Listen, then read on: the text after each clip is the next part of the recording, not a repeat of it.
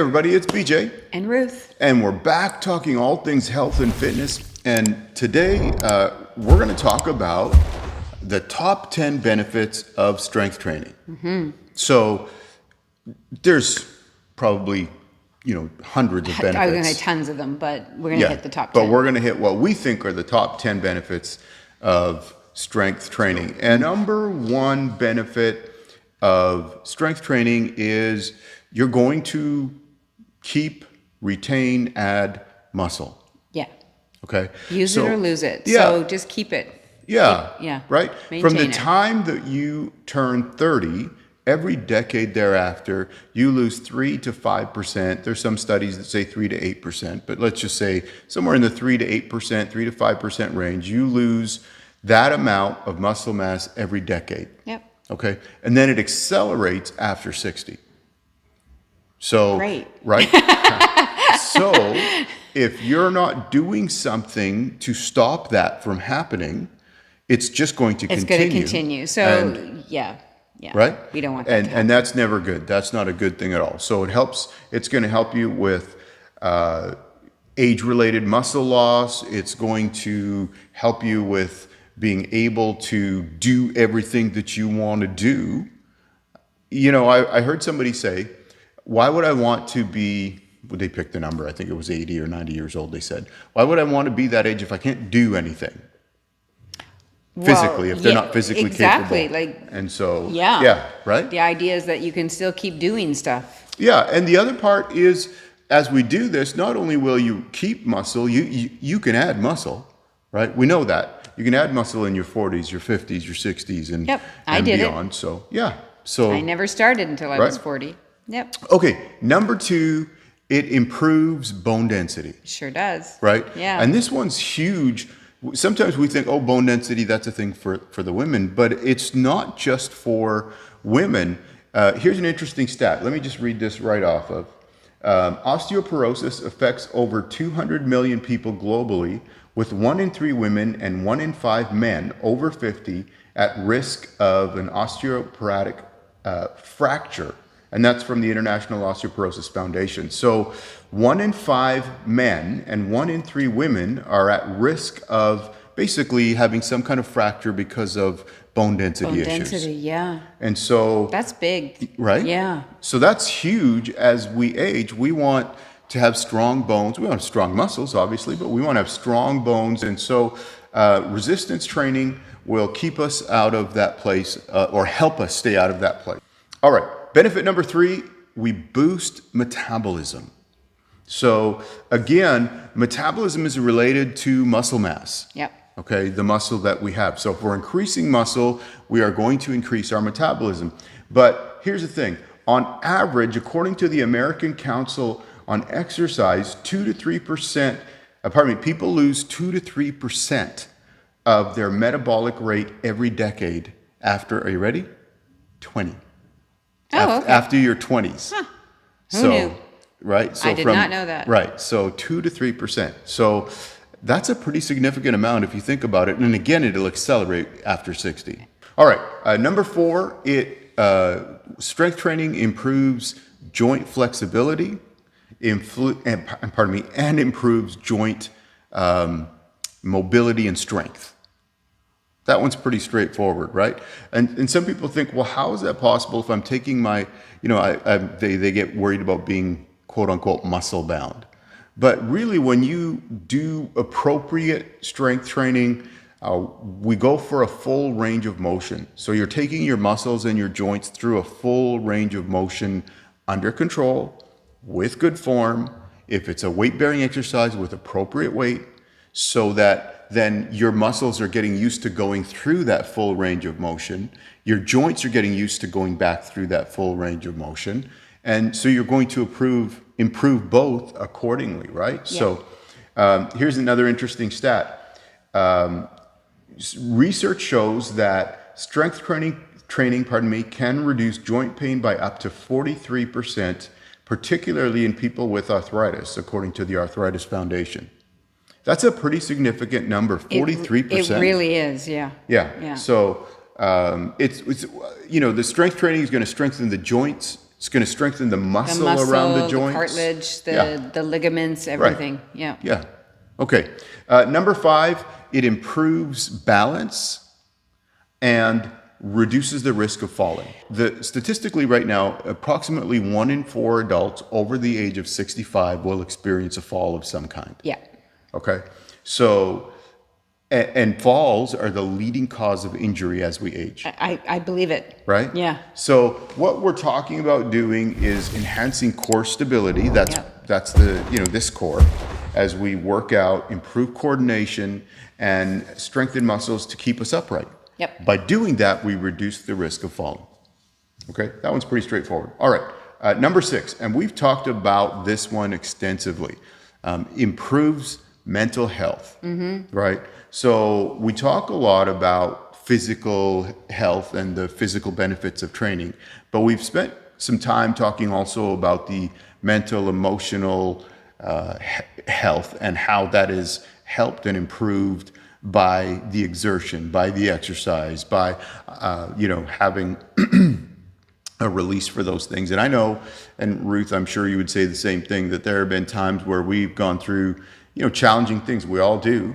But going to the gym for me was a huge help to get through that. I call it my mental therapy. Right? House. Yeah. It's like our safe place, right? Yeah, it is. Yeah.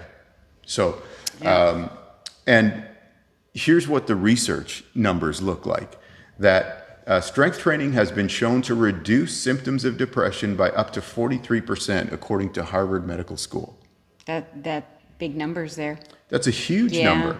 So, strength training, we know, reduces stress, anxiety, symptoms of depression. One of the things it does is because we have a release of endorphins, we have a release of feel-good hormones as a result of the training, and obviously that's going to have an effect. All right, number 7, and I guess this one's a little bit more obvious, I would call it more obvious, is it improves heart health. Oh, yeah, heart's a muscle. Right? Use it. So, improving heart health. So, again, let me read some of these stats here. Strength training can reduce the risk of cardiovascular disease by up to 40% and lower the risk of dying from a heart attack or heart disease by 70%, according to the Journal of Strength and Conditioning Research. I think that's pretty simple. I think it's pretty straightforward. Regular strength training will improve your blood pressure, will improve circulation, will help reduce cholesterol or have appropriate cholesterol levels and have a healthier heart. Yeah. Pretty simple. And, I can tell you from experience that I have, a family history, but I did at one time, but I do not today, and I'm not taking any medication. I do not have high blood pressure, and I do check it, pretty regularly. Yeah. I do not have any health issues associated with blood pressure, heart, any of those things, but I did at one time. Yeah. Right? I had to address those things and make some changes, lifestyle changes, and here I am. And I'm where you're at. I don't have any of those issues either. But that's not to say I don't have anything. I just don't. I use fitness to keep me where I want to be. Yeah. Okay. Number 8, enhances cognitive function. Mm-hmm. So that really comes down to our ability to think, our ability to be rational and rationalize. And the stats again are, and this is from the National Institute of Health, strength training can reduce cognitive decline by up to 37% in older adults. So strength training is linked to better memory, better cognitive function, brain health, increases blood flow, and promotes the growth of new neurons in our brain. Yep. So these are all hugely significant things to think about as we are talking about, because what we're seeing here is it's not just one thing that strength training is good for. No, it's everything. Number 9 is it improves the quality of sleep. Mm-hmm. Right? So this one's great. Sleep Medicine Reviews says that strength training can improve sleep quality by up to 38%. So it makes it easier to fall asleep, have a deeper sleep, have more restful and restorative sleep. Yep. That's pretty significant for just going and, you know. Because a lot of us, as we age, we find sleep more challenging. Yeah. So yeah, naturally, it's just more challenging. Yep, for sure. Okay, and number 10, strength training enhances longevity and independence. As we just said. Because we can still do stuff. Yeah, 100%. And we talked about strength training and improvement in you know, our mobility, in our mental acuity. All of these things obviously all work together. But the studies show that strength training at a minimum of twice a week have a 46% lower risk of all-cause mortality, according to preventive medicine. So it improves quality of life. It helps us stay independent. So in other words, we're more mobile and able to do things. So we don't need to be put in a situation where we have to be cared for. Right. Right. And so I think that's one thing too. As we age, we want to be independent. We want to be able to do things, go places, all of those things as we want to. Not have those things taken away from us because we can't function. Yeah, anymore. 100%. Yeah. And, you know, I think if we were to put all those things together, we recognize the huge value of strength training. Yeah. Right.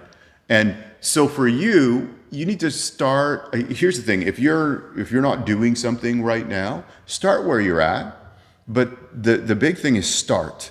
Well, yeah, don't beat yourself up because you're not. Just start. Just start. Don't even take the time to, you know, plan it too much and just never just do it. Just actually start it. And the other thing with that is be kind to yourself. Yeah. It's you know, I was just listening to something, and this is probably something we can talk about on a different day, but listening to a book about how our brains function and how when we're not kind to ourselves, we don't change in that atmosphere. Right. Right. We don't. Our brains are not in a position to change, or not in a position. They're not wired to change at that point when we're hard on ourselves. So if you need to get going, if you need to start again, if you need to, you know, amp up what you're doing, just do that. But don't be hard on yourself to do it. No, exactly. Right.